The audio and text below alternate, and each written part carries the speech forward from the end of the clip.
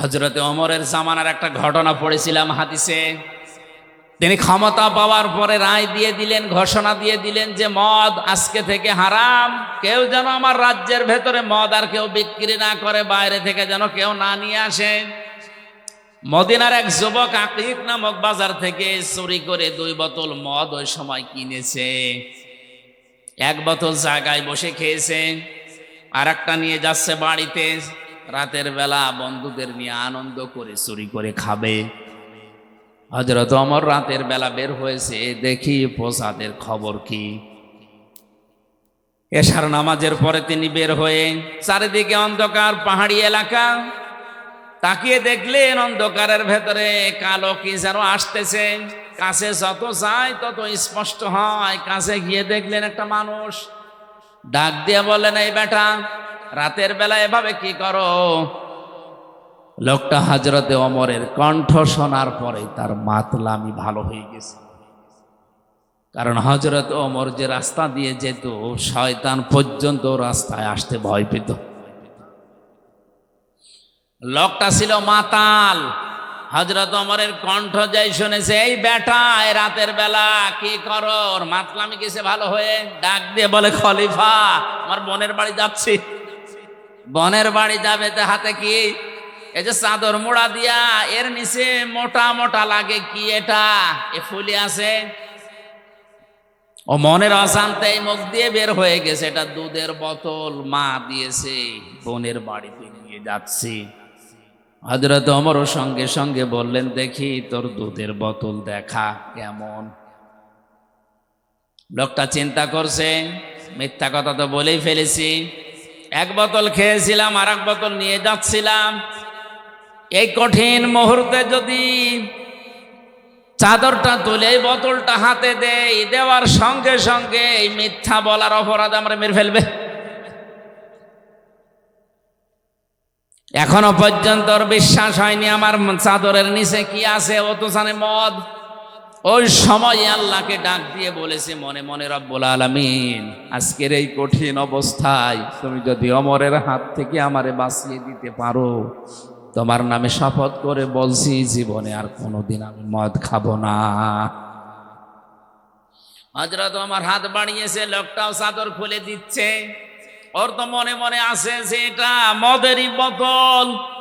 চাদর ওসা করে যখন ওনার হাতে দিয়েছে, হযরতে ওমর হাতে নিয়ে দেখলেন গরম দুধ।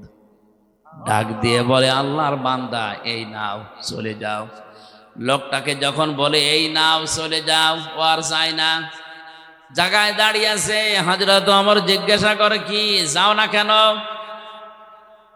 লোকটা বোতল ফেলে দিয়ে বলে, খলিফাতুল মুসলিমিন, আমি কিন্তু সত্যি মদ খেয়েছিলাম, আর 1 বোতল নিয়ে যাচ্ছিলাম বন্ধুদের নিয়ে খাবো। আপনি যখন চাইলেন আমিও দেওয়ার জন্য রেডি। ওই সময় মনে মনে আল্লাহকে একটা ডাক দিয়েছিলাম, রব্বুল আলামিন, তোমাকে ভয় করেই বলছি, আজকে যদি ওমরের হাত থেকে তুমি আমারে বাঁচিয়ে দিতে পারো, জীবনে আর মদ খাবো না। যে আল্লাহ আমার সেকেন্ডের ভেতরে মনের কথা শুনে মদের বোতলকে দুধের বোতলে পরিণত করে দিয়ে আপনার হাত থেকে বাঁচিয়ে দিতে পারে, সত্যি আল্লাহর নামে আমি যেটা কসম করেছিলাম ওটা ঠিক রাখবো, জীবনে আর কোনো দিন আমি আর মদ খাবো না। এই জন্য মন থেকে ভয় করে যদি কোনো মানুষ সঠিক সিদ্ধান্ত নিয়ে ফিরে আসতে পারে অন্যায় কাজ থেকে, ওই সময় থেকে আল্লাহ তাকে সাহায্য করবেন। এটা যেহেতু দুনিয়ার কোনো সাধারণ বই না, কিতাব না, আল্লাহর পক্ষ থেকে আসা একমাত্র, শুধুমাত্র, কেবলমাত্র নির্ভেজাল একটা কিতাব। যালিকাল কিতাবু লা রাইবা ফিহি, এ শব্দটা পৃথিবীর কোনো বইয়ের আগে লেখা সম্ভব না, শুধু কোরআন বাদ দিয়ে। এই জন্য এই কোরআন উপস্থাপন করার কিছু ধরন আল্লাহ শিখিয়েছেন। যেভাবে সেভাবে যেখান থেকে যা তা বললেই কোরআনে কারিমের হক আদায় হবে না। কিভাবে আপনি কোরআন উপস্থাপন করবেন মানুষের সামনে? ১৫০০ বছর আগে মহান আল্লাহ সে ধরন আমাদেরকে, সেই পদ্ধতি শিখিয়েছেন। আলিফ লাম মিম সাদ, কিতাবুন উনজিলা ইলাইকা ফালা ইয়াকুন ফি সাদরিকা হারাজুম মিনহু লিতুনদিরা বিহি ওয়া যিকরা লিল মুমিনিন। আল্লাহ পাক বলেন এই একটা কিতাব, কিতাবুন আনজালনাহু ইলাইকা, আপনার প্রতি আমি আল্লাহ নাজিল করেছি লিতুখরিজান নাসা মিনাজ যুলুমাতি ইলান নূর, মানুষদেরকে অন্ধকারের পথগুলো থেকে বের করে আলোর পথের দিকে নিয়ে আসবেন। আল্লাহর এই কোরআন বাদ দিয়ে দুনিয়ার যত নিয়ম নীতি আছে আল্লাহর ভাষায় সব অন্ধকার, একমাত্র আলোর নাম হচ্ছে কোরআনে কারীম। জোরে বলেন সুবহানাল্লাহ। এটা উপস্থাপন করার ধরনের প্রথম নম্বরে কিতাবুন উনজিলা ইলাইকা ফালা ইয়াকুন ফি সাদরিকা হারাজুন। হে নবী, এই কোরআন দিয়ে যখন মানুষদেরকে আপনি সতর্ক করবেন, উপদেশ দেবেন, নসিহত লাগাবেন, আপনার মনের ভেতরে যেন কোনো সংকীর্ণতা, সংশয়, সন্দেহ এগুলো কাজ না করে। হারাজুন শব্দের ব্যাখ্যা লিতুনজিরা, হারাজুম মিনহু লিতুনজিরা বিহি, এই শব্দটুকুর ব্যাখ্যায় আমি দুইটা বিষয় পেয়েছি তাফসিরে। এক নম্বরে মুফাসসির দিয়েছেন কোরআন দিয়ে যখন আপনি সতর্ক করবেন, হয়তো পৃথিবীর অনেক মানুষ এটা মেনে নিতে পারবে না, কারণ আবহমান কাল থেকে তারা একটা নিয়ম নীতির উপর চলছিল। কোরআনে কারীম দিয়ে যখন সঠিকটা তুলে ধরবেন ওইটার উপরে আঘাত লাগবে।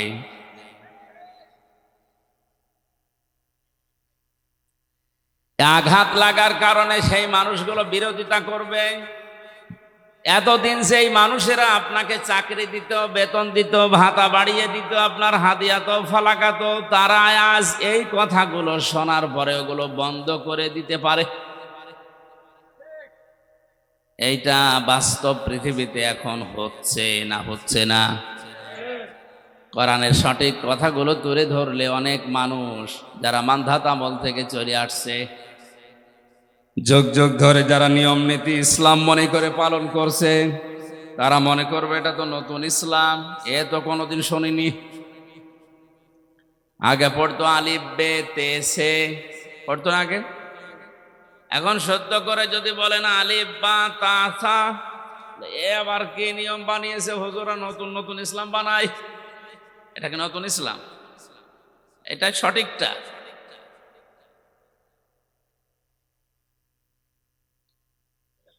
দ্বিতীয় নম্বরে আপনি যে ব্যাখ্যা, বিশ্লেষণ, তাফসীর উপস্থাপন করবেন মানুষের সামনে, হয়তো অনেকেই না বোঝার কারণে বিরোধিতা করতে পারে। এই ধরনের মানুষ কম। না না, এটা বোঝে না, এই জন্য বিরোধিতা করে। বুঝলে অন্তত মুসলিম যারা, তারা বিরোধিতা করার কথা না। নাস্তিকদের কথা বাদ দিলাম। এতটুকু আল্লাহ শেষ করে দেননি। পরবর্তী আয়াতে আল্লাহ পাক বলেন ইত্তাবিউ মা উনজিলা ইলাইকুম মির রাব্বিকুম ওয়া লা তাত্তাবিউ মিন দুনিহি আউলিয়া কলিলাম মা তাযাক্কারুন। তোমরা সবাই মিলে অনুসরণ করো, ইত্তেবা করো, দেখে দেখে চলো। তাবউন শব্দের শাব্দিক অর্থ হচ্ছে অনুসরণ করা, অনুকরণ করা, দেখে দেখে চলা। তোমাদের প্রতি তোমাদের রবের পক্ষ থেকে যেটা নাজিল হয়েছে সেইটা দেখে দেখে তোমরা চলো। ঈদগাহবাসী আমরা সবাই জানি আমাদের রবের পক্ষ থেকে যেটা আমাদের ওপরে এসেছে তার নাম এক বাক্যে বলেন কি? বলেন বলেন। এতটুকু আল্লাহ শেষ করেননি। ওয়ালা তাত্তাবিউ, অনুসরণ করা যাবে না, ইত্তেবা করা যাবে না, মেনে চলা যাবে না, দেখে দেখে চলা যাবে না। মিন দুনিহি আউলিয়া, দুনিয়ার কোন ওলি, আল্লাহ অলির বহু বচন আউলিয়া, কোন অলির অনুসরণ দরকার নেই। এরকম বাংলা ব্যাখ্যা শোনার পরে মনে হচ্ছে আল্লাহ মনে হয় ওলিদের বিরুদ্ধে। আল্লাহ ওলিদের বিরুদ্ধে, অথচ কোরআনে সূরা ইউনূসের ভেতরে আছে ৬২ নম্বর আয়াতে, আলা ইন্না আউলিয়া আল্লাহি লা খাউফুন আলাইহিম ওয়ালা হুম ইয়াহজানুন। সাবধান, জেনে রাখো আমি আল্লাহর ওলি যারা, বন্ধু যারা, তাদের কোনো ভয়ও নেই, চিন্তাও নেই। জোরে বলেন আল্লাহু আকবার।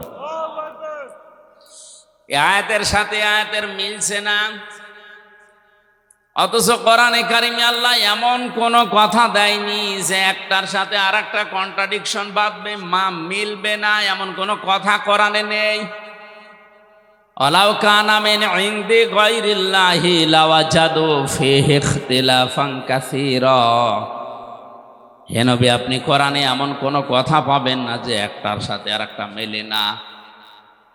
অথচ এই আয়াতে বললেন ওলিরা আমার বন্ধু, আর এই আয়াতে বলছেন তোমরা ওলিদেরকে অনুসরণ করবা না। কথাটা কেমন হয়ে যাচ্ছে? ব্যাখ্যায় তাফসিরে মুফাসসিরে কিরাম লিখেছেন আল্লাহ পাক ওলিদের অনুসরণ করতে এখানে সব ওলির কথা। আউলিয়া যেহেতু বহু বচন, কোন ওলির অনুসরণ দরকার নেই, এই জন্যে বলেছেন আল্লাহ যেহেতু ভবিষ্যৎ জানে না, জানে না। বলেন বলেন বলেন, আল্লাহ পাক খুব ভালোভাবে জানেন ভবিষ্যতে এমন বান্দা দুনিয়াতে আসবে, ওরা আমি আল্লাহর চাইতে ওদের আব্বাকে বড় মনে করবে। আজ যেটা বাংলাদেশে সবচাইতে বেশি,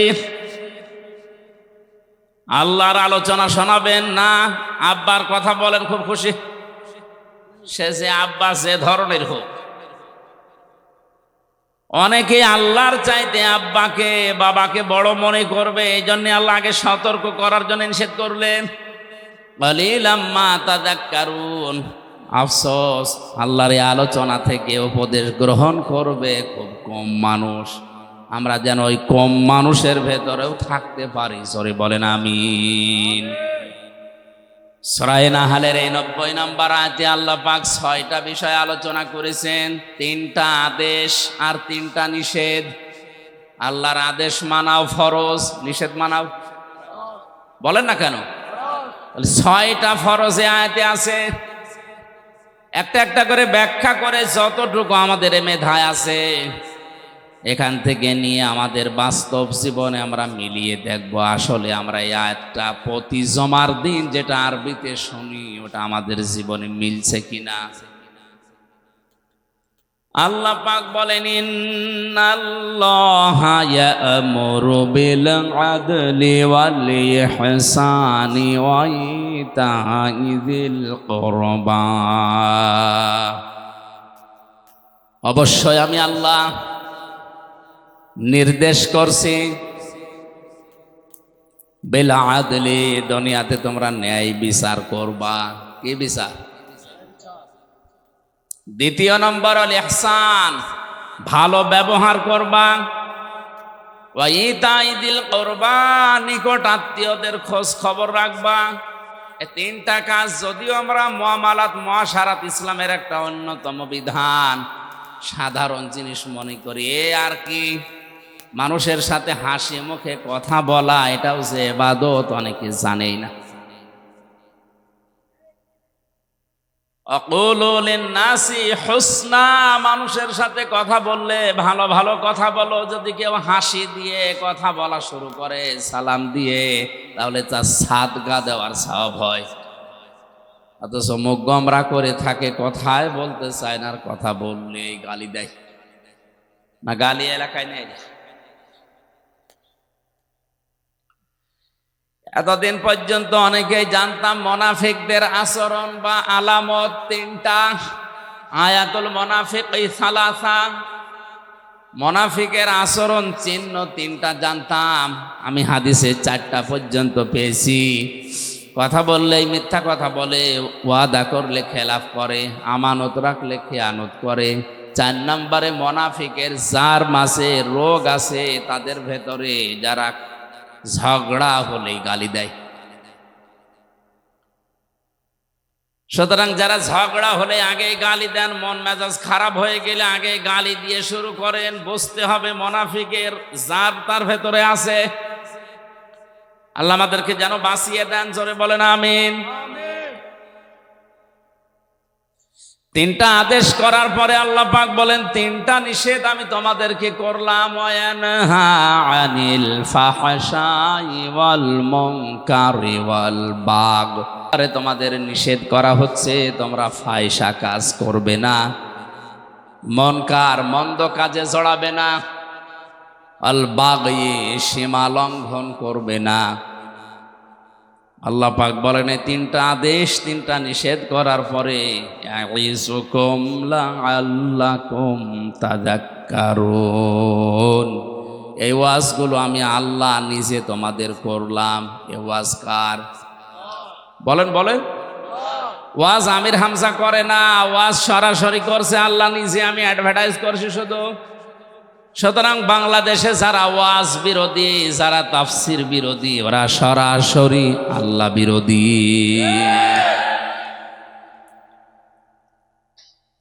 কক্সবাজারে হয়তো এরকম মানুষ খুব কম, এগুলো কুষ্টিয়াতে বেশি।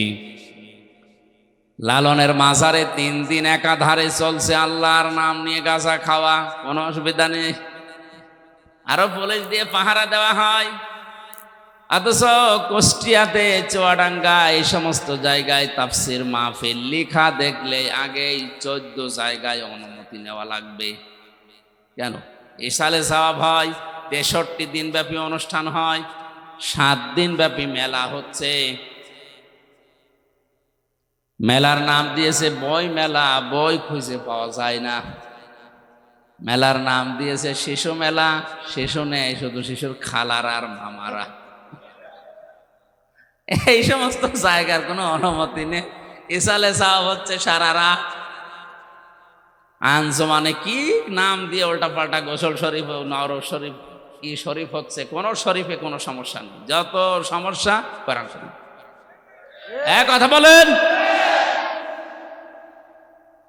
তাহলে ওয়াজ করেন কে বলেন তো?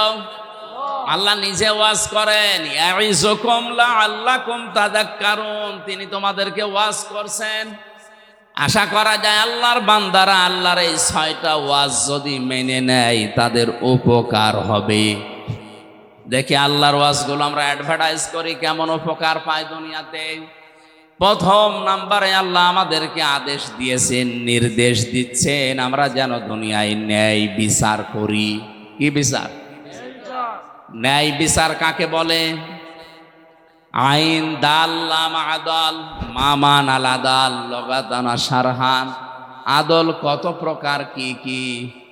তাফসিরে আমি পেয়েছি আদল প্রধানত 3 প্রকার। কয় প্রকার?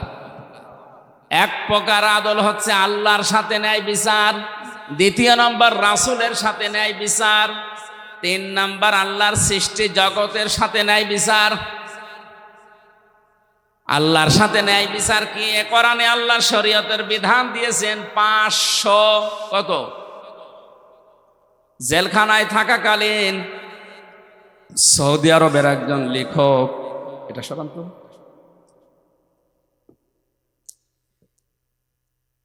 ওনার আরবিতে লেখা, বাংলায় ভাষান্তর করা জনাব নূর হোসেন মসজিদে নামে এক ভদ্রলোক করেছে বাংলায়। ওখানে আল্লাহর অঙ্গীকার আল কোরআনে 500। আমি বইটা প্রায় 8-9 বার এই 3 বছরে পড়েছি, আমার প্রায় মুখস্থ হয়ে গেছে। আমি দেখেছি ওখানে আল্লাহর 500 আয়াত আছে কোরআনের শরীয়তের বিধান, যেটা আল্লাহর অঙ্গীকার। এগুলো যদি কোনো মানুষ বাস্তবে মেনে নেয়, সে যেন আল্লাহর সাথে ন্যায় বিচার করলো। তার ভেতরে আজকের আয়াতে আছে 6টা। কয়টা? না, এটা কি ডিস্টার্ব করে বারবার, এই জন্য এগুলো লাগাতে নিষেধ করি।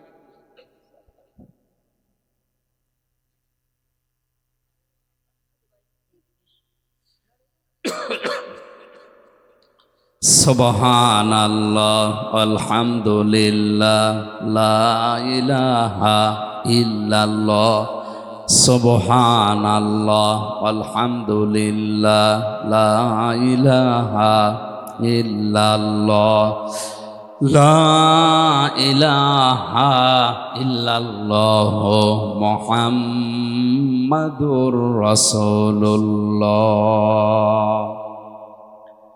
আমার ভাইরা, আল্লাহর সাথে আদল আজকের এই 6টা বিধানও যদি আমরা অন্তত বাস্তবে মিলাতে পারি, তাও কিছুটা হলো আল্লাহর সাথে ন্যায় বিচার হবে। দেখি সামনে যাই। 2 নম্বর, ন্যায় বিচার রাসূলের সাথে।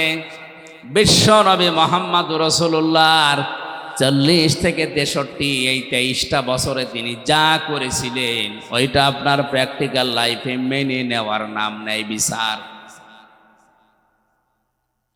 হ্যাঁ, এখন অনেকে বলতে পারে আমি কিন্তু প্রথম 1 থেকে 40 পর্যন্ত মানি। কোরআন হাদিসে 1 থেকে 40 পর্যন্ত আপনি যদি নবীজিকে না মানেন, আপনি জাহান্নামে যাবেন, এমন কথা আমি পাইনি। কিন্তু 40 থেকে 63 এই 23 বছরের একদিনও যদি আপনি না মানেন, আপনার খবর আছে। কথাগুলো বোঝার চেষ্টা করেন। আজ বাংলাদেশ সহ বিশ্বে 2 রকম ইসলাম পালন করার পেছনে কারণ এই 2টা। নবুয়তের আগে 23 বছর, নবুয়তের পরে 23 বছর। লাকাদ কানা লাকুম ফি রাসূলিল্লাহি উসওয়াতুন হাসানা লিমান কানা ইয়ারজুল্লাহা ওয়াল ইয়াউমাল আখির ওয়া যাকারাল্লাহা কাসীরা। জোরে বলেন আল্লাহু আকবার। আলেম যারা আছেন তাদেরকে একটু খেয়াল করার জন্য বলছি। আল্লাহ গ্যারান্টি দিয়ে আয়াত শুরু করেছেন, লাকাদ কানা লাকুম ফি রাসূলিল্লাহি, অবশ্যই তোমাদের জীবনের জন্য সর্বোত্তম আদর্শ লুকিয়ে রেখেছি আমি রাসূলুল্লাহর জীবনে। কার জীবনে? আল্লাহ পাককে আমাদের নবীজির নাম জানেন না? বলেন বলেন। তিনি তো আব্দুল্লাহ ইবনে মুহাম্মদ ছিলেন 1 থেকে 40 বছর পর্যন্ত, এইটা তার নাম ছিল। এর আগে হয়তো মানুষ তাকে সাদিক বলে ডাকতো, আল আমিন বলে ডাকতো, কিন্তু রাসূলুল্লাহ কেউ বলতো না। তিনি রাসূলুল্লাহ হয়েছিলেন, নবুয়ত পেয়েছিলেন, নবী হয়েছিলেন কত বছর বয়সে? বলেন বলেন। তাহলে 1 থেকে 40 বছর পর্যন্ত তিনি ছিলেন মুহাম্মদ ইবনে আব্দুল্লাহ। আমি যেমন আমির হামজা ইবনে রিয়াজ, তিনিও ওইভাবেই পরিচিত ছিলেন। পুরা আরব জাহানে তাকে নাম ধরে ডাকতো মুহাম্মদ বিন আব্দুল্লাহ। এখনো পর্যন্ত মিডল ইস্টে যে দেখেন, তারা বাবার নামকে জুড়ে দিয়ে ডাকে। ছেলের নাম যদি হয় আব্দুর রহমান, তাহলে বলে আবু আব্দুর রহমান, আব্দুর রহমানের পিতা। যতগুলো সাহাবীর নাম আপনি দেখবেন, অধিকাংশ বাবার নামের সাথে জুড়ে দেওয়া। আব্দুল্লাহ বিন মাসউদ, আব্দুল্লাহ ইবনে ওমর রাদিয়াল্লাহু তাআলা আনহুমা। আল্লাহ রাব্বুল আলামিন 1 থেকে 40 বছর পর্যন্ত নবীজির এই জীবনে তিনি 17 বছর থেকে সংগঠন আরম্ভ করেছিলেন হিলফুল ফুজুল দিয়ে, শান্তির সঙ্গ। এখান থেকে 40 এই 23 বছরে তিনি সামাজিক রাজনৈতিকভাবে বিভিন্ন কর্মকাণ্ড তিনি আঞ্জাম দিয়েছিলেন পরিবারে আর সমাজে। একটা শত্রু পুরা আরব জাহানে তার ছিল না। সিরাত ইবনে হিশাম বলছে, আর রাহিকুল মাখতুমিয়াও আছে, একটা শত্রু তার ছিল না। সবাই তাকে অধিকাংশই নামের পরিবর্তে বলতো আল আমিন যাচ্ছে, আর সাদিক যাচ্ছে। যখনই তিনি 40 বছর বয়সে কোরআনে কারিম পেলেন, নবুয়ত পেলেন, নবী হয়ে গেলেন, এখন তার নাম আর মুহাম্মদ ইবনে আব্দুল্লাহ নেই, এখন হয়ে গেছেন তিনি রাসূলুল্লাহ। আগের 23 বছরে একটা শত্রু যার নেই, পরের 23 বছরে 82 বার তাকে ডাইরেক্ট হত্যা করার জন্য ইহুদিরা চেষ্টা চালিয়েছে। মানুষ তো একই আছে, আগেও যা ছিল পরেও তাই, শুধু নাম পাল্টিয়ে হয়েছে মুহাম্মদ ইবনে আব্দুল্লাহর জায়গায় রাসূলুল্লাহ। এই কথা বলেন। আজ আমরা বাংলাদেশ সহ বিশ্বে যারা মোহাম্মদ ইবনে আব্দুল্লাহর কাজগুলো করছে তাদের শত্রু হবে না, হওয়া সম্ভাবনা। কিন্তু যারা রাসূলুল্লাহর কাজ আরম্ভ করবে তাকে যদি ৮২ বার টার্গেট করা হয়, অন্তত আপনাকে ৮ বাদ দিয়ে যদি ২ থাকে ২ বারও টার্গেট হবে। এখানে উল্টা বসে আমরাও তো নবীওয়ালা কাজ করি, আমার তো কিছু হয় না। না, ওটা আপনার নবীওয়ালা কাজ না, ওটা মোহাম্মদ ইবনে আব্দুল্লাহর কাজ। নবীওয়ালা কাজ আরম্ভ হয়েছে নবী হওয়ার পরে। কত বছর বয়স বলেন বলেন? রাসূলুল্লাহর সাথে তাহলে ন্যায় বিচার যদি করতে হয়, এই ৪০ থেকে ৬৩, এই ২৩ বছর অক্ষরে অক্ষরে আপনাকে মানা লাগবে, তাহলে ন্যায় বিচার হবে। ৩ নম্বরে ন্যায় বিচার সৃষ্টি জগতের সাথে, তার মানে সর্বোত্তম সৃষ্টি যারা মানুষ। লাকাদ খালাকনাল ইনসানা ফি আহসানি তাকওয়িম। পৃথিবীতে যত সৃষ্টি আমি বানিয়েছি সবচাইতে উত্তম এবং সুন্দরভাবে বানিয়েছি আমি মানুষকে। মানুষ আল্লাহর সবচাইতে সর্বোত্তম সৃষ্টি, সবচাইতে দামি সৃষ্টি। ওয়ালাকাদ কাররামনা বানি আদম, বনি আদমকে আমি সম্মান দিয়েছি। পৃথিবীতে ন্যায় বিচার করা লাগবে আল্লাহর এই মানুষের উপরে। অথচ এই ন্যায় বিচারটা এখন দিন দিন উঠে যাচ্ছে। জোর জার মুল্লুক তার, জোর জার মুল্লুক তার, ক্ষমতা যার রায় তার, ক্ষমতা যার রায় তার। এই কারণে আমি ৩ বছর ভেতরে, এটা যদি না হতো তাহলে এতদিন আমারে বেকার এই ছোট্ট ঠুনকো মামলা নিয়ে ৩ বছর থাকা লাগতো না। ক্ষমতা যার, বলেন বলেন, রায় তার, ক্ষমতা যার রায় তার। এটা ছিল মিশরের বাদশা আজিজ মেসরের জামানায়। হযরতে ইউসুফ নবীকে বাজার থেকে কিনে তার স্ত্রীর কাছে একজন দিয়ে গেল, স্ত্রীকে উপহার দিল। আস্তে আস্তে তিনি যৌবন পেলেন। হযরতে ইউসুফ নবী আলাইহিস সালাম যখন বড় হতে লাগলেন, জুলাইখা নামে, আমি ঘটনা বলার উদ্দেশ্য না, আমার এখান থেকে শিক্ষা বের করা একটা উদ্দেশ্য। খুব খেয়াল করেন। আল্লাহ রাব্বুল আলামিন বলেন, আকালাল্লাযী ইশতারাহু মিন মিসর লিমারআতিহি আকরিমি মাসাওয়াহু আসা আইয়ানফা'না আও নাত্তাখিযাহু ওয়ালাদা। এর সার কথা হচ্ছে, এই মহিলা তার স্বামীকে বলেছে, এই ছোট্ট সন্তানটাকে হয় আমরা নিজের সন্তান হিসাবে গ্রহণ করি, অথবা এই সন্তান আমাদের অনেক উপকারে লাগবে। আল্লাহ পাক বলেন, এভাবে করে আমি ইউসুফকে প্রতিষ্ঠিত করলাম তার বাড়িতে। অথচ তার ভাইরা যখন তাকে বিক্রি করে দিচ্ছিল, সে সময় প্রায় ৩টা কথা তার নামে তহমত লাগিয়েছিল। ১ নম্বরে বলেছে, আমাদের এটা গোলাম, বাড়ি থেকে চুরি করে পালিয়ে যায়, এই জন্য আমরা বিক্রি করে দিচ্ছি। ২ নম্বরে বলেছিল, এ গোলামের চরিত্র ভালো না। ৩ নম্বরে বলেছিল, এ গোলাম আমাদের অনেক কিছু চুরি করে পালাচ্ছিল। ইউসুফ নবীর চরিত্রের বিরুদ্ধে যে ৩টা কথা তার ভাইরা বলেছিল, একটাও সত্য। অথচ হযরতে ইউসুফ ওই সময় ছোট মানুষ, ১২ বছর বয়স, কিচ্ছু বলেন নাই, খালি শুনছিলেন আমার ভাইরা বলছে কি।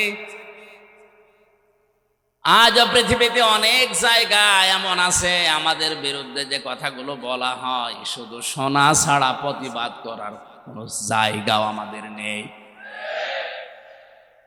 বাস্তবের দিকে তাকান, ধরে নিয়ে যাচ্ছে পুলিশ, মামলার আয়ু পুলিশ, ম্যাজিস্ট্রেট ওদের, বিচারক ওদের, জজ ওদের। মামলায় যা যা লিখেছে সব ওরা নিজেরাই লিখেছে। আপনাকে বলবে এখানে সই করে দেন, আপনি যদি সই নাও করেন, এমন কায়দায় সই করে নেবে মনে হচ্ছে যে আপনারই সই। সব কিছুই ওদের আপনি নীরব দর্শকের ভূমিকা পালন করে শুধু দাঁড়িয়ে থাকবেন আর দেখবেন ইউসুফ নবীর মতো আল্লাহ আমি এখন করবো কি, কিচ্ছু করার নেই আমার। যদি আমি একটু উসবিস করি তাহলে এই যে ক্রেতা চলে যাওয়ার পরে আমার ভাইরা 12-11 জন আমারে ছাড়বে না, মেরে ফেলবে। আর যদি আমি কিছু না বলি, কিচ্ছু না বলে যদি চুপ করে থাকি, অন্তত এখান থেকে এই ক্রেতা আমাকে নিয়ে যে দেশে যাবে, জীবন বাঁচানো অন্তত যাবে। আমি যদিও বিক্রি হয়ে যাচ্ছি, আজ বিশেষ করে বাংলাদেশ সহ বিশ্বের বহু জায়গায় আলেম এবং মুসলমানেরা ঠিক নবী ইউসুফের মতো অসহায় অবস্থায় আছে। আল্লাহ রাব্বুল আলামিন বলেন, অনুরিদু আন্নামুন্না আলাল্লাযীনা ইসতাদঈফু ফিল আরদি ওয়া নাজআলাহুম আইম্মাতাও ওয়া নাজআলাহুমুল ওয়ারিসিন। সূরা কাসাসের 5 নম্বর আয়াতে আছে, ফেরাউন চেয়েছিল এই পৃথিবীর ময়দান থেকে একটা মাত্র দলকে ধ্বংস করে বিদায় করে দিতে পারলে আমার সবকিছু টিকে থাকবে। ওই দেশে বিভিন্ন দল বিদলে মানুষদেরকে বিভক্ত করে দিত। আজও আমাদের এক জায়গায় অনেকেই হতে দিতে চাচ্ছে না। ছোটখাটো বিষয় নিয়ে দল বিদলে বিভক্ত করে আমাদেরকে ফেরাউনের মতো আলাদা আলাদা করে শক্তি হারিয়ে ফেলছে। ফেরাউন চেয়েছিল এরা যদি সব এক হয়ে যায় তাহলে আমার রাজত্ব টিকবে না। এই জন্যে ছোটখাটো বিষয় নিয়ে মতভেদ তৈরি করে আলাদা আলাদা দল বানিয়ে, ওই সমস্ত কোন দলের ওপরে ফেরাউনের টার্গেট ছিল না, শুধুমাত্র একটা দলকে টার্গেট করেছিল, সেটা হবে মুসা আলাইহিস সালামের দল। আজও বিশ্বের অনেক জায়গাতে আপনি তাকান, যে বিষয় শরীয়তে মরণের পরে কবরে ওই বিষয়ের প্রশ্ন হবে না, এরকম বিষয় নতুন করে সামনে এনে উনি আলাদা দল বানিয়েছে। উনি আল্লাহু আকবার বলে হাত বাঁধে বুকে, উনি আলাদা। অথচ মরণের পরে আপনাকে আল্লাহ কিন্তু জিজ্ঞাসা করবে না, হাত কোথায় বাঁধছিস বলবে। আপনি যদি শুধু আল্লাহু আকবার বলে হাত ছেড়িয়ে দেন তাও অসুবিধা নেই, আর যদি বুকে বাঁধেন তাও অসুবিধা নেই, যদি নাভিতে বাঁধেন তাও অসুবিধা নেই, যেখানে সেখানে বাঁধলেই নামাজ হবে, ছেড়ে দিলেও সমস্যা না। ইমাম আহমদ ইবনে হাম্বল রহমতুল্লাহ আলাইহে তার মাযহাব যারা মেনে চলে তারা দেখেছি সৌদি আরবে কাবা শরীফে মসজিদে নববীতে আল্লাহু আকবার বলার পরে হাত ছেড়ে দিয়ে দাঁড়িয়ে আছে। আমি প্রথমে জানতাম না। কাবা শরীফে নামাজ পড়তে গিয়ে যদি আল্লাহু আকবার বলে হাত ছেড়ে দাঁড়িয়ে আছে, আমি মনে করছি ওর মনে নেই, খালি গোতা মারছে। ওটা আমার ভাষা বলছে না। নামাজ শেষ পর্যন্ত ছেড়ে দিয়েছে, কালো আফ্রিকায় বাড়ি, আমার দিকে তাকিয়ে বলছে কি, মানে ওর ভাষা দিয়ে যে কি আপনি গোতা দেন কেন? আচ্ছা, এই নিয়ম তো অন্তত আমাদের দেশে আমি পাইনি। যত হাত আপনি বুকে বাঁধেন নাই, নাভিতে বাঁধেন, হচ্ছে ছেড়ে দিয়ে দাঁড়িয়ে আছেন, এটা তো আমি জানতাম না আগে। পরবর্তীতে আমার সাথে যারা ছিল তারা বলছিল যে এরা এই মাযহাব মেনে চলে, অসুবিধা নেই। আমার ভাইরা, আপনি মিলান এ বিষয়টা নিয়ে কবরে আপনাকে প্রশ্ন করা হবে না, এটা আপনার সিলেবাসেও নেই।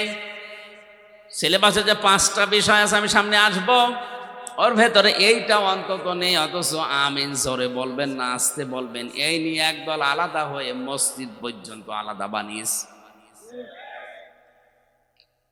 এটা ইহুদি খ্রিস্টান বাদ দিলাম, অনেক নামধারী মুসলমান মুনাফিকেরা সূক্ষ্ম ষড়যন্ত্র করে এই ছোটখাটো জিনিস দিয়ে আমাদের আলাদা আলাদা করে আমাদের শক্তি হারিয়ে ফেলেছে।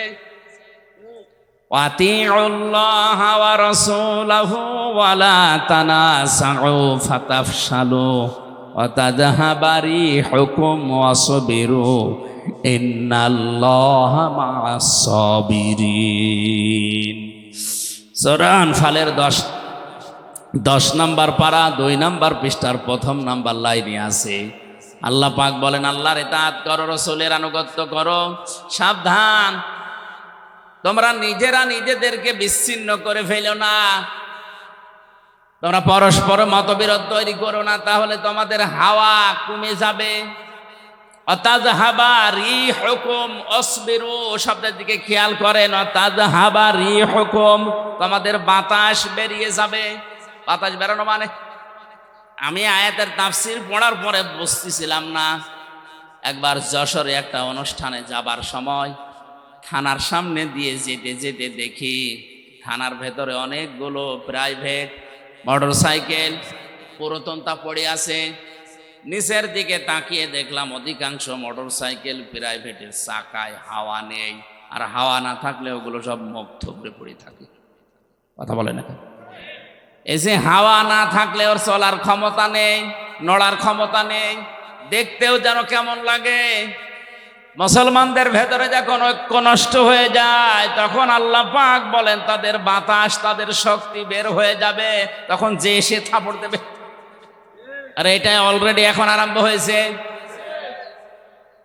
আন্তর্জাতিক বিষয়টা আমি পরে বলবো, এটা দেশীয় রাজনীতিতে দেশীয় সূক্ষ্ম ষড়যন্ত্র এইটা, এই জন্য আমরা এক জায়গায় হতে পারি না। ফেরাউন ঠিক এই কাজ করে ওই মিশরের ভেতরে আলাদা আলাদা দল করে কয়েকশো দল বানিয়েছে, কোন দল তার টার্গেট ছিল না। আজও বাংলাদেশে ইসলামী দল যত আছে কোন দল কিন্তু বাতিলের টার্গেট না, রাম আর বামদের টার্গেট না, একটা দলকে বাতিলরা টার্গেট মনে করে। কারণ ওরা জানে যে ফেরাউনের মতো ওদেরও বুদ্ধি আছে, যে হাজার হাজার দল থাকলেও অসুবিধা নেই, মোসানবী সমস্যা। আল্লাহ রাব্বুল আলামিন বলেন কিন্তু আমি অনুগ্রহ করেছি।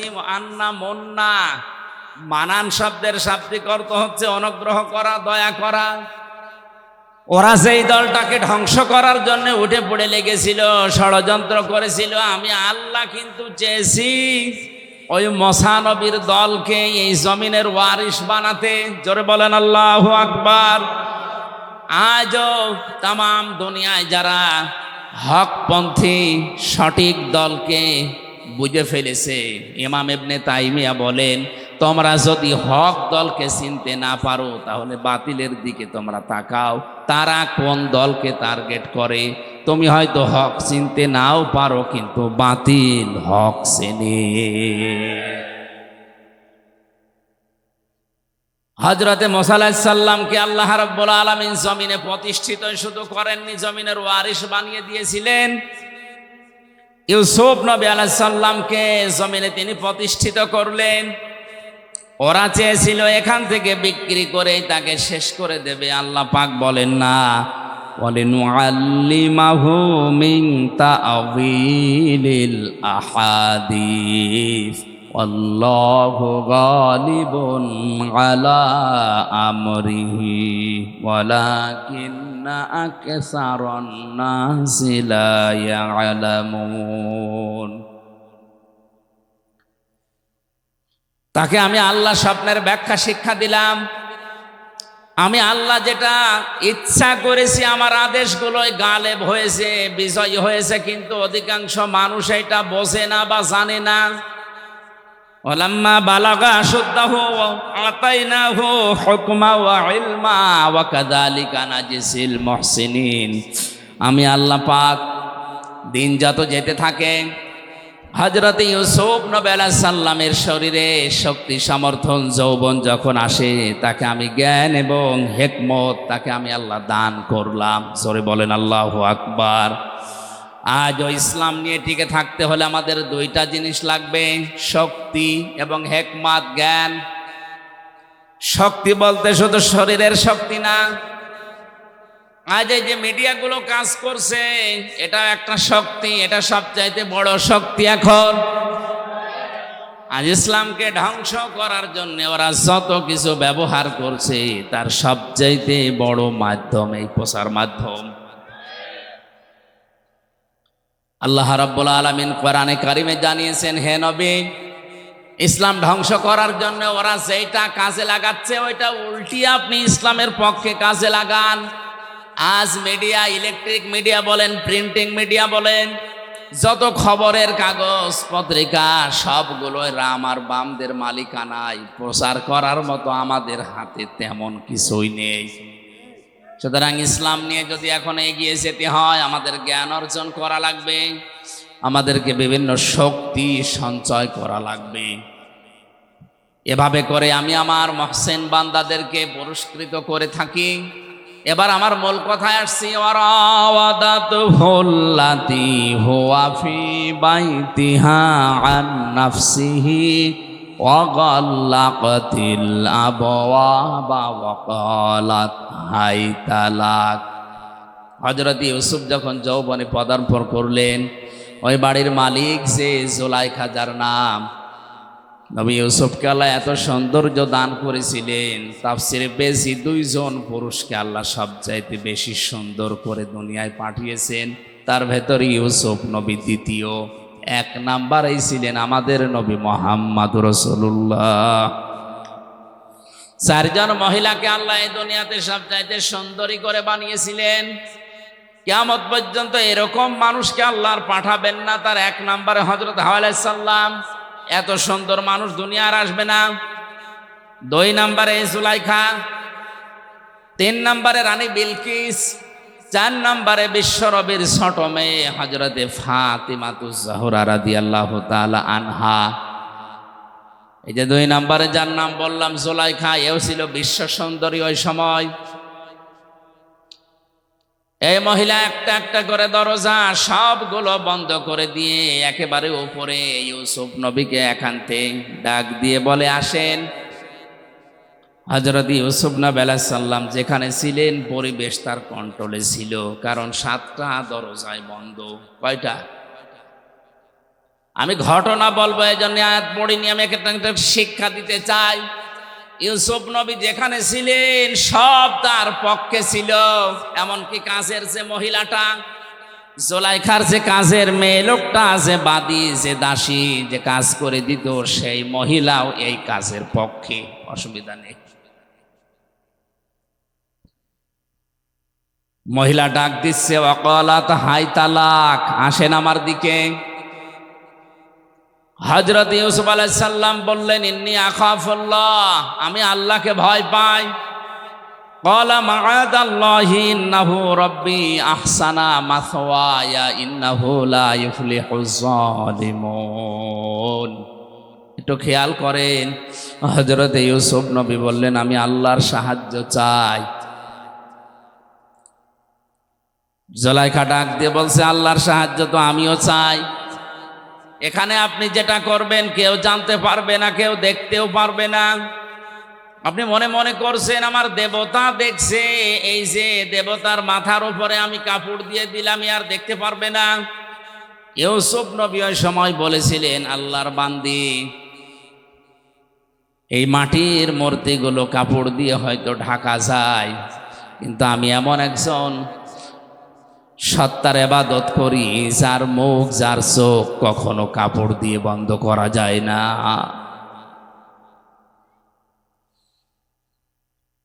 হযরত ইউসুফ আল্লাহর সাহায্য চেয়েছিলেন। এত বড় কঠিন যৌবনে পরীক্ষা চলছে, যেটা একটা যুবক মানুষের জন্য এই জায়গা থেকে বেঁচে থাকা কতটা কঠিন, যাদের যৌবন আছে তারা জানে। হযরত ইউসুফ নবী কঠিন মুহূর্তে তিনি আল্লাহর সাহায্য চাই কথা বলেছিলেন কেন? অথচ তার পরবর্তীতে আল্লাহ পাক বলেন, ওয়ালাকাদ হাম্মাত বিহি ওয়া হাম্মা বিহা লাউলা বুরহানা রাব্বি।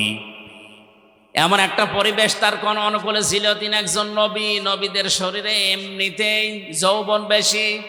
সাধারণ মানুষের চাইতে নবীদের শরীরে যৌবন কমপক্ষে 27 গুণ বেশি থাকে। কত? আল্লাহর নবীর এই ডান হাতে এই দুনিয়ার 100 মানুষের শরীরে যে শক্তি আছে তার ডান হাতে এই শক্তি ছিল। নবীদের যৌবনও বেশি, তাদের শক্তিও বেশি, পরিবেশে কন্ট্রোলে। যেমন তেমন মহিলা না, বিশ্ব সুন্দরী। আল্লাহ রাব্বুল আলামিন বলেন, হযরতে ইউসুফও কিন্তু মানুষ হিসাবে রাজি হয়ে গিয়েছিলেন, আর ওই মহিলা তো আগেই রাজি। এই আয়াতের কথা যা বলছে ঠিক আছে? হ্যাঁ, আমি যে বললাম আলাকাদ হাম্মাদ বিহি ওয়া হাম্মা বিহা, ইউসুফ নবীও রাজি, জুলাইখাও রাজি, ঠিক আছে? বাংলা অর্থ তো এটাই, আলাকাদ হাম্মাদ বিহি ওয়া হাম্মা বিহা, ইউসুফ নবীও রাজি ছিলেন, জুলাইখাও রাজি আছে। বাংলা অর্থ এরকমই আছে, কিন্তু এটা যদি করে শেষ করে দেন আপনার ঈমান থাকবে? নবীর উপর একটা তহমত চলে যাচ্ছে না? আল্লাহ পাক বলেন লাউলা আর বুরহানা রব্বি, যদি আমার, হযরত ইউসুফ বলেন যদি আমার রব আমাকে, স্বাভাবিক হয়ে যেতাম না। আমাদের মালিক আছেন, তিনি আমাদের ছাড়বেন না। কারণ আমি তো জেনা করে আসিনি, আমি তো মানুষ খুন করে আসিনি, আমি তো টাকা পাচার করে আসিনি। কোরআনে কারিমের সূরা মায়েদার 67 নম্বর আয়াত আমি যেই দিন পড়েছি, ওই দিন থেকেই কোরআনে কারিম যতটুকু বুঝি, যতটুকু জানি, আমি সাফ করে পরিষ্কার করে প্রচার করার চেষ্টা চালাচ্ছি সেই 12 সাল থেকে। ইয়া আইয়ুহার রাসূলু বাল্লিগ মা উনজিলা ইলাইকা মির রাব্বিক ওয়া ইল্লাম তাফআল ফামা বাল্লাগতা রিসালাতা আল্লাহু ইয়াসিমুকা মিনান নাস ইন্নাল্লাহা লা ইয়াহদিল কওমাল কাফিরিন। আল্লাহ পাক বলেন, হে রাসূল বাল্লিগ, আপনি প্রচার করেন, আপনি তাবলীগ করেন, ছড়িয়ে দেন। কি ছড়াবেন, কি প্রচার করবেন? মা উনজিলা ইলাইকা মির রাব্বিক, আপনার রবের পক্ষ থেকে যেটা নাযিল হয়েছে। এই আয়াত প্রমাণ করে পৃথিবীতে তাবলীগ করা ফরজ কোরআনের। কিসের? আরো জোরে বলেন কিসের? পৃথিবীর কোন মানুষের তাবলীগ করা ফরজ না, জায়েজও না। এমনকি কোন মানুষ যদি মারা যায়, সর্বোচ্চ 3 দিন তার স্ত্রী তার জন্য শোক পালন করবে। কয়দিন? সাধারণ মানুষ যত মারা যাবে সর্বোচ্চ 3 দিন, আর স্বামী মারা গেলে 40 দিন। 4 মাস 10 দিন পরে সে অন্য জায়গায় বিয়ে করে আগেরটা ভুলে, একেবারে ভুলে যে নতুন করে সংসার করবে, কোনো অসুবিধা নেই। বলেন তো, দুনিয়ায় শুধু স্বামী ছাড়া পৃথিবীর মা বাবা মারা গেলেও না সর্বোচ্চ 3 দিন, এরপরে কোনো শোক নেই। অথচ বছরে বছরে আমরা শোক পালন করে করে একেবারে কিয়ামত পর্যন্ত মনে হচ্ছে পালন করব। তা আপনি কোন ইসলাম পালন করছেন? এই জন্য আমাদের তাবলীগ যদি হয়, প্রচার যদি হয়, শুধুমাত্র প্রচার হবে, তাবলীগ হবে কোরআনের। তাছাড়া দুনিয়ার কারো প্রচার করা, প্রসার করা, প্রশংসা করা জায়েজ নেই। কিসের প্রশংসা করা দরকার আপনার? ওয়া ইল্লাম তাফআল ফামা বাল্লাগতা রিসালাতা, হে নবী, আপনার উপর যে কোরআন আমি দিলাম, এটা যদি প্রচার না করেন, তাবলীগ না করেন, আপনি যেন রিসালাতের দায়িত্বই পালন করেননি। আল্লাহ এতটুকু বলেই কিন্তু শেষ করেননি। আল্লাহ জানে যে ঝামেলা সামনে আছে, এই জন্য বলেন আল্লাহু ইয়াসিমুকা মিনান নাস। ইয়াসিমু এটা মোজারে, বর্তমান, ভবিষ্যৎ, প্রেজেন্ট, ফিউচার। আমি জানি যে আপনার উপরে বিপদ আসবে তাবলীগ করতে গেলে কোরআনের। আমি যেটা নাজিল করেছি এর তাবলীগের প্রচারের প্রসার যদি আপনি করতে চান, ঝামেলায় পড়বেন, বিপদ আসবে। আমি আল্লাহ গ্যারান্টি দিলাম আপনাকে, আমি আল্লাহ নিজে বাঁচাবো।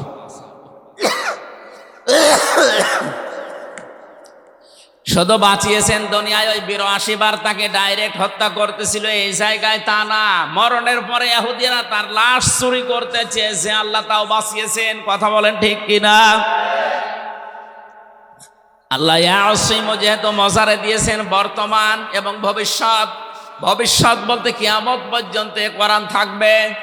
সুতরাং কিয়ামত পর্যন্ত কোরআনের সঠিক তাবলীগ যদি কেউ করে, ও যত বড় বিপদেই পড়ুক না কেন, শহীদ করে হলেও তাকে আল্লাহ সাহায্য করবে। অনেকেই মনে করে যে জেলখানায় গিয়ে শহীদ হয়ে গেলে ওর জীবন শেষ হয়ে গেল, মারা গেল না। লিয়ালামাল্লাহুল্লাযীনা আমানু ওয়ায়াত্তাখিযা মিনকুম শুহাদা আল্লাহু লা ইউহিব্বুজ জালিমিন। সূরা আলে ইমরানের ভেতরে 140 নম্বর আয়াতে আছে, আল্লাহ পাক বলেন, যার জীবন যৌবন আমার পছন্দ হয়, যার প্র্যাকটিক্যাল লাইফ আমার কাছে ভালো লাগে, ওকে সাধারণভাবে মরণ দেয় না, ওদেরকে আমি আল্লাহ শাহাদতের মরণ দিয়ে ধন্য করি। এই লোকটা যদি এখন মারা যায়, ঈমান নিয়েও যদি মরে, কবরে দিয়ে দেবেন, কবরে উনি ঘুমিয়ে পড়বে, এতটুকুই শেষ, আর কিছু নেই। কিন্তু যদি শহীদ হয়ে মরতে পারে, কবরে যাবার পরে আমার আল্লাহ নিজে ওনাকে খাওয়াবে। আরো আসতে বলেন, 50 বছর কোরআনের দাওয়াত দিয়ে যদি ঈমান নিয়ে শুধুমাত্র বাড়িতে বসে বসে মরেছে, তো মরণের পরে কবরে ঘুমিয়ে থাকতো কিয়ামত পর্যন্ত, এই শেষ। কিন্তু আল্লাহ এটা চাইনি। আল্লাহ তার জীবন যৌবনকে, তার কর্মজীবন, প্র্যাকটিক্যাল লাইফ এটা পছন্দ করেছে, এই জন্য সাধারণভাবে মরণ না দিয়ে শাহাদতের মরণ দিয়ে ধন্য করেছে। আমরা মনে করছি কই মরে গেল, না, মরে যায়নি। ওয়ালা তাহসাবান্নাল্লাযীনা কুতিলু ফি সাবিলিল্লাহি আমওয়াতা বাল আহইয়াউন ইনদা রাব্বিহিম ইরযাকুন। সূরা আলে ইমরানের 162 নম্বর আয়াতে সম্ভবত আছে।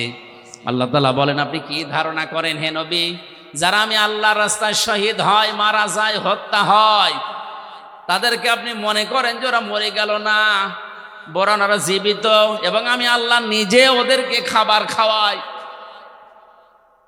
সুতরাং আজ ফিলিস্তিনের এই মুসলমানেরা সহ বিশ্বের যত জায়গায় আজ মুসলমানদেরকে শহীদ করা হচ্ছে, মারা হচ্ছে, হত্যা করা হচ্ছে, এই মানুষগুলোর জীবন ব্যর্থ না, এদের জীবন আল্লাহর কাছে পছন্দনীয়, এই জন্য শাহাদতের মরণ দিয়ে আল্লাহ তাদের ধন্য করছেন।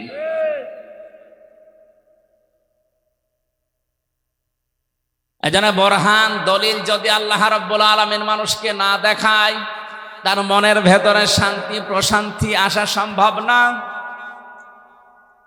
কত মানুষ দেখলাম শুধুমাত্র ইসলামের জন্য 20 বছর, 22 বছর, 25 বছর পর্যন্ত পড়ে আছে ওই চার দেওয়ালের মাঝে, দুনিয়ার কিচ্ছু আর জানে না। এমনিতে একটা ঘরের ভেতরে আমার মাত্র 3 বছর থাকতেই হাঁপিয়ে উঠেছি। যে লোকটা আজ 25 বছর আছে, এমনি থাকা যায় না। মহান আল্লাহ অবশ্যই তাকে কোনো কিছু দেখাচ্ছে। এই যে লাউলা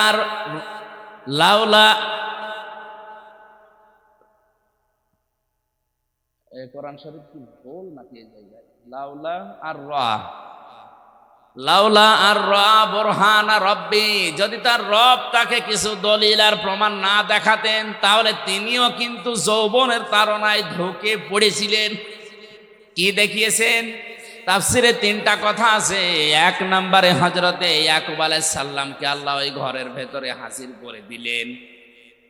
মনে হচ্ছে ইয়াকুব নবী তার ছেলেকে ডাক দিয়ে বলছে, বাবা ইউসুফ, তুমি কিন্তু জিনা করতে পারো না। 2 নম্বরে হযরতে জিবরাইল ফেরেশতা একটা কাগজ নিয়ে এসেছে। কাগজের উপরে লেখা ছিল, আমি আল্লাহ বলছি ইউসুফ তুমি কিন্তু জিনা করতে পারো না। এই সমস্ত নিদর্শনগুলো যখন তিনি দেখলেন, তিনি তখন বললেন, ক্বালা মাআদাল্লাহ, আমি আল্লাহর সাহায্য চাই। কার? বলেন এতটুকুই বলেননি তিনি, ইন্নাহু রাব্বি, নিশ্চয় আমার রব, আহসানা মাসওয়ায়া, আমাকে উত্তম ভাবে লালন পালন করছে। এখানে রব বলতে 2টা অর্থ আমি পেয়েছি। হযরত ইউসুফ একদিকে হয়তো আমার আল্লাহকে বুঝিয়েছিলেন, 2 নম্বর মিশরের বাদশা আজিজে মিশরকে বুঝিয়েছিলেন। ইউসুফ নবী জুলাইখাকে ডাক দিয়ে বলেছে, জুলাইখা, তোমার যে স্বামী, আমার যে অভিভাবক, গার্ডিয়ান, গাইডলাইন যিনি দেন, আমাকে লালন পালন যিনি বাড়িতে রেখে করেন, তিনিও এক অর্থে আমার রব। যেহেতু তার বাড়িতে আমি আছি আজ অনেক দিন ধরে, লালন পালন করছে, খাবার খাওয়াচ্ছে, থাকতে দিয়েছে, আমি তার বাড়িতে থেকে তার আমানতের খেয়ানত করতে পারি না। ইন্নাহু লা ইফলিহুজ জালিমুন, এটা যদি আমি করি তাহলে জালেম হব, আর জালেমরা কোনোদিন সফল হচ্ছে না, হবে না। ইউসুফ নবী ইন্নাহু লা ইফলিহুজ জালিম বলতে পারতেন যে আমি জালেম, আমি সফল হব না। তিনি জালিমুন বহু বচন দিয়েছেন। ইফলিহু এটা মোজারে, কেন মোজারে দেওয়ার পরে বহু বচন দিয়েছেন? তিনি তো একা ছিলেন ঘরের ভেতরে। মুফাসসিরিন ইকরাম তাফসিরে কাবীরের ভেতরে আল্লামা ফখরউদ্দীন রাজি লিখেছেন, হযরত ইউসুফ নবী আলাইহিস সালাম যে কথাটা বলেছিলেন আল্লাহর এত বেশি পছন্দ হয়েছিল, ওই সময় কিয়ামত পর্যন্ত যারা নফসের ওপরে, পরিবারের ওপরে, সমাজের ওপরে, দেশের ওপরে, মানুষের ওপরে জুলুম করবে, এই জালেমদেরকে আল্লাহ দৃষ্টান্ত হিসাবে আয়াত কোরআনে নাযিল করে দিয়েছেন। জালেমদেরকে আল্লাহ জানাতে চেয়েছেন, জালেমরা তোমরা যা করো না কেন তোমরা কিন্তু সফল হতে পারছো না, পারবা না। এই জন্য জালেম দুনিয়ায় যারা আছেন তারা থামেন। আজ অনেকেই তার ব্যক্তির উপরে জুলুম করছে, নিজের যৌবনকে যৌবনের তাড়নায় পড়ে ধ্বংস করে ফেলছে। মোবাইল, কম্পিউটার, ইন্টারনেটের মাধ্যমে নিজের যৌবনকে আজ যারা ধ্বংস করে ফেলছে, এটা নিজের নফসের ওপরে, শরীরের ওপরে জুলুম। এই কথা বলে না কেন? পরিবারের মা বাবা আপনাকে হোস্টেলে থাকতে দিয়েছেন, পুরুষ হোস্টেল, মহিলা হোস্টেল, যাই বলেন, কত কষ্ট করে মা বাবা টাকা পয়সাগুলো আপনার জন্য পাঠায়। আপনি ওইটা নিয়ে ওয়াইফাই লাইন নিয়েছেন, ইন্টারনেট নিয়ে লেখাপড়া বাদ দিয়ে সারাদিন উলঙ্গ নাচ দেখতেছেন। এটা নফসের ওপরে জুলুম।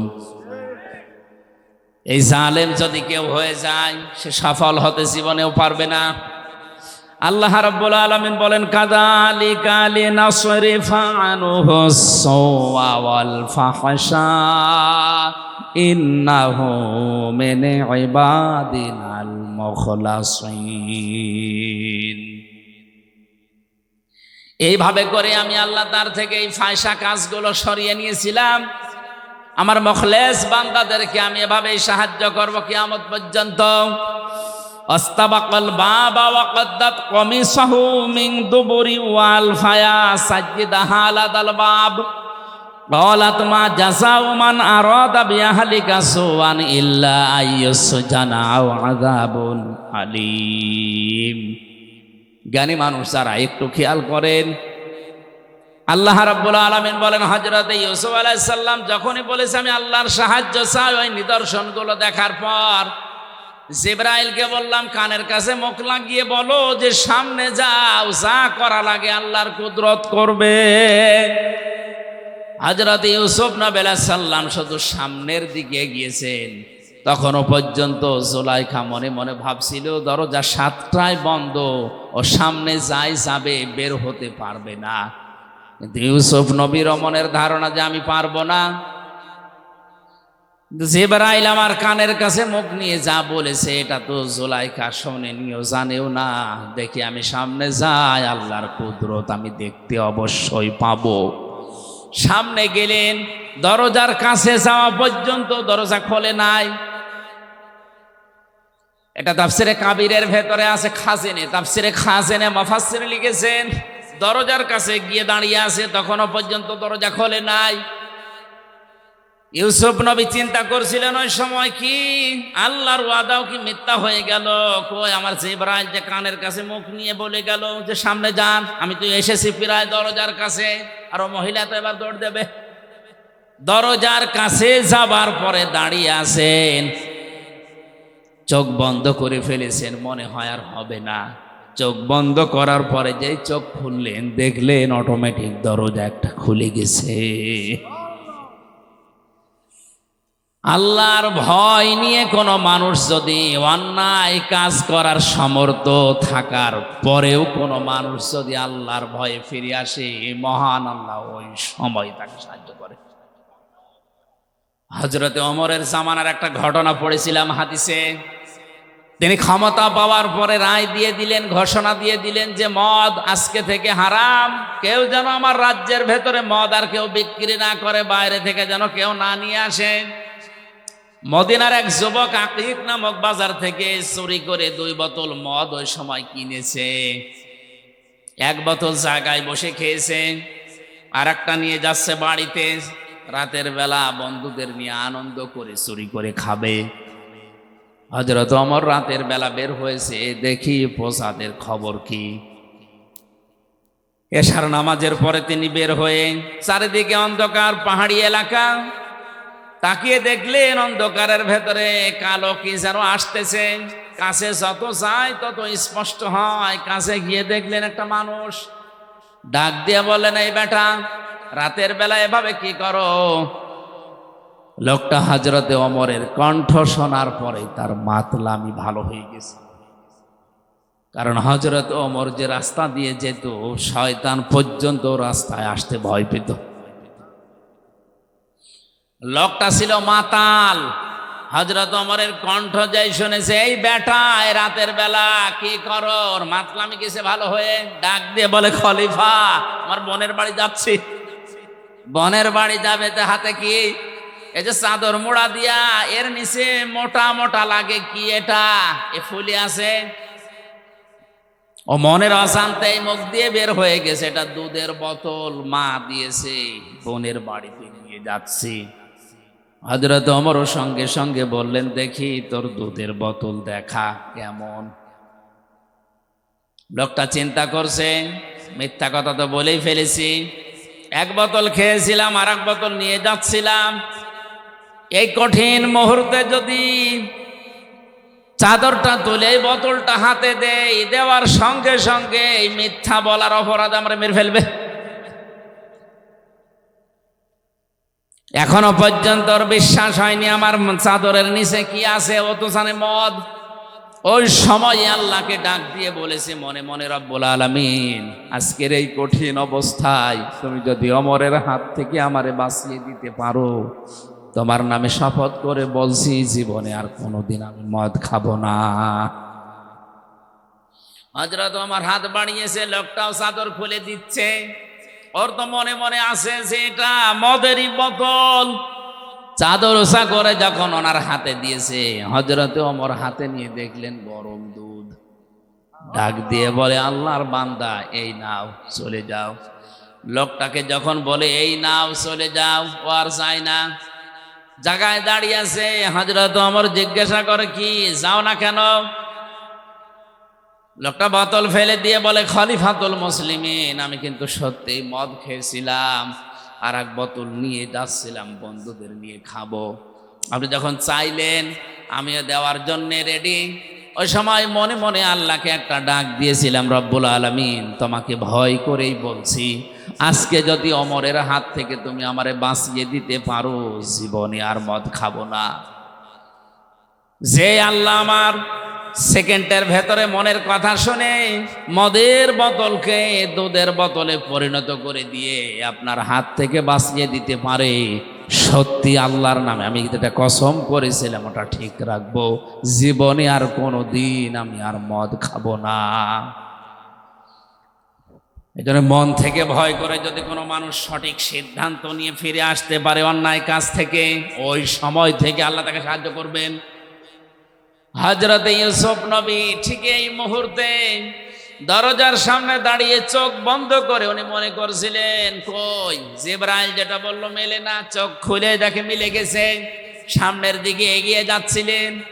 জুলাইখা চিন্তা করছে, কই ধরা গেল না। পেছন দিক থেকে জামা টেনে ধরেছিলেন। হযরত ইউসুফ নবীর শরীরে শক্তি ছিল না। বলেন বলেন, কয়জনের নাম বললাম? 27 জন যুবকের শরীরের শক্তি ছিল কমপক্ষে। এক একজন নবীদের শরীরের ভেতরে একটা মহিলা টান দিয়েছে পেছন দিক থেকে। তিনি এমন জোরে হ্যাঁচকা টান দিয়ে সামনের দিকে এগিয়েছে, 7টা দরজায় তো খুলতে আরম্ভ করেছে। মহিলার হাতেও শক্তি কম ছিল না, কারণ সেও তো রাজার স্ত্রী। ভালো ভালো খাওয়ার শরীর, জামা ছিঁড়ে গেছে, তারপরও ধরতে পারে নাই। একেবারে শেষ দরজায় যাবার পরে দেখে বাদশাহ দাঁড়িয়ে আছে আজিজ মেসের। ডাকতে বলে, ইউসুফ এ কি অবস্থা? ইউসুফ নবী কথা বলতে যাবে তার আগে এই জুলাইখা ডাক দিয়ে বলে, বাদশাহ আপনি বাড়িতে নেই, এই সুযোগে আপনার এই গোলাম আপনার স্ত্রীর বেডরুম পর্যন্ত এসে দেখেন কি অবস্থা করেছে। হযরতে ইউসুফ নবী বললেন, না, এ দোষ আমার না, আপনার স্ত্রীর দোষ।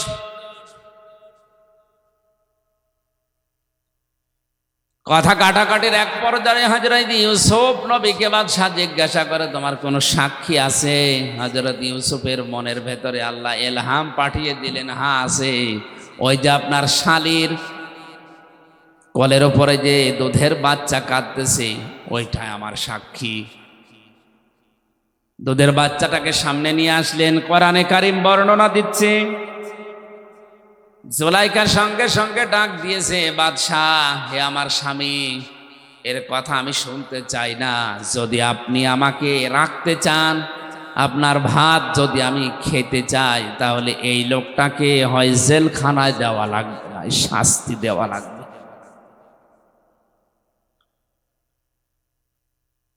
হযরত ইউসুফ আলাইহিস সালাম ছোট্ট এ বাচ্চার দিকে তাকিয়ে ইশারা করলেন, তোমার যা জানা আছে বলো দেখি। বাচ্চা ওর কি জানা আছে? আল্লাহ রাব্বুল আলামিন বলেন, ইউসুফ আলাইহিস সালামের কথা শোনার পরেই কিন্তু বাচ্চা কথা বলেনি। চুপ করে যখন ছিল, বাচ্চা ইউসুফ নবীর দিকে চোখ মোটা করেও তাকিয়েছিল। আল্লাহ রাব্বুল আলামিন নবীজির এই কঠিন মুহূর্তে যৌবনের এত বড় তাড়নায় যিনি পরীক্ষা দিয়ে পাশ করেছেন, তাকে ফেলে দেবেন না, এই কারণে এই বাচ্চার মুখ দিয়ে আল্লাহ কথা বের করে দিলেন। বাচ্চা ডাক দিয়ে বলে, বাদশাহ এই পুরুষের জামার সামনের দিকে যদি ছেঁড়া থাকে তাহলে এই পুরুষের দোষ, যদি এই পুরুষের পেছনের দিকে ছেঁড়া থাকে জামা, তাহলে আপনার স্ত্রীর দোষ।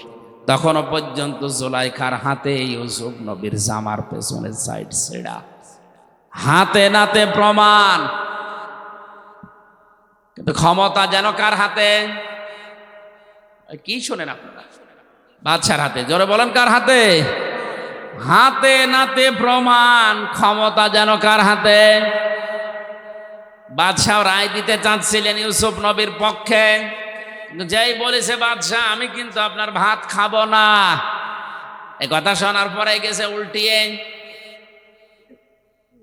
হযরত ইউসুফ নবী আলাইহিস সালামের বিরুদ্ধে বাদশাহ রায় দিয়ে দিল, আমি বাড়িতে না থাকার সুযোগে আমার স্ত্রীর বেডরুম পর্যন্ত গিয়ে তাকে নষ্ট করার পায়তারা করেছে, এই জন্য ইউসুফকে আমি 10 বছর জেল দিয়ে দিলাম। কয় বছর? হযরত ইউসুফ আলাইহিস সালামকে 10 বছর জেলের ঘোষণা দেওয়ার সঙ্গে সঙ্গে তার শরীরের যে সাধারণ পোশাক ছিল ওইটা খুলে ফেলা হলো। জেলখানার কয়েদিদের পোশাকটাকে পরানো হচ্ছে, জেলখানার কয়েদিদের যে ডান্ডা বেড়ি তারে দেওয়া হচ্ছে, মাজায় শিকল দিয়ে জেলখানার কয়েদিদের যে টুপি তার মাথায় দিয়ে টানতে টানতে নিয়ে যাচ্ছে। হযরত ইউসুফ নবী আলাইহিস সালাম ওই সময় আকাশের দিকে তাকিয়ে বলেছিলেন, রব্বুল আলামিন তুমি তো জানো আমি জিনা করিনি, তুমি তো জানো আমি ধর্ষক না, আমি মানুষের বাড়ি ঘরে আগুন লাগাইনি। এরপরেও বিনা কারণে ক্ষমতা যার রায় তার, ক্ষমতা যার রায় তার, এ কারণে আমারে 10 বছর জেল দিয়ে দিল। আমার কোনো দুঃখ নেই, এদের এই অবৈধ কাজে সাড়া দেওয়ার চাইতে জেলখানার জীবন আমার কাছে উত্তম। জোরে বলেন আল্লাহু আকবার।